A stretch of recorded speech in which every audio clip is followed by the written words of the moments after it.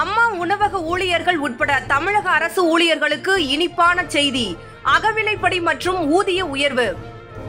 அரசு ஊழியர்களுக்கு 3 ஜாக்பாட். கடந்த மார்ச் மாதம் தமிழ்நாட்டில் அரசு ஊழியர்களுக்கு அகவிலைப்படி உயர்வு அறிவிக்கப்பட்டது. அரசு அலுவலர்கள், ஆசிரியர்களுக்கு தற்போது வழங்கப்படும் அகவிலைப்படியை 46%இலிருந்து 50%ஆக உயர்த்தி வழங்க முதலமைச்சர் மு.க. ஸ்டாலினால் உத்தரவு பிறப்பிக்கப்பட்டது. இந்த அகவிலைப்படி உயர்வு கடந்த ஜனவரி 1ஆம் தேதி முதல் கணக்கிட்டு வழங்கிடப்படும் என முதல்வர் ஸ்டாலின் அறிவுறுத்தினார்.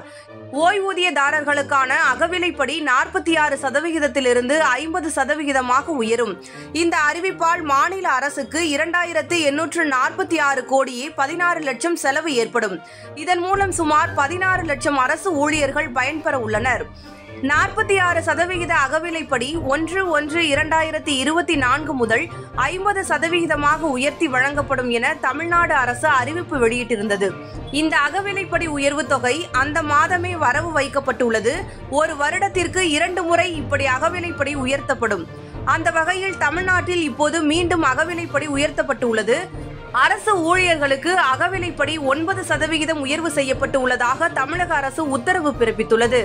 மற்றும் தேர்தல் பணி, வாக்குச்சாவடி பணியில் இருக்கும் ஊழியர்களுக்கு ஏதேனும் அசம்பாவிதம் என்றால் அவர்களுக்கு ஏற்பட்டுள்ள சேதத்திற்கு தகுந்தவாறு 30 லட்சம் வரை இழப்பீடு வழங்க அரசாணை பிறப்பிக்கப்பட்டுள்ளது.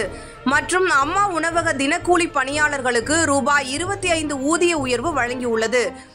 ரூபாய் 300ஆக இருந்த தினக்கூலி பணியாளர்களின் ஊதியத்தை ரூபாய் 325ஆக உயர்த்தி மாநகராட்சி கூட்டத்தில் முடிவு எடுக்கப்பட்டுள்ளது.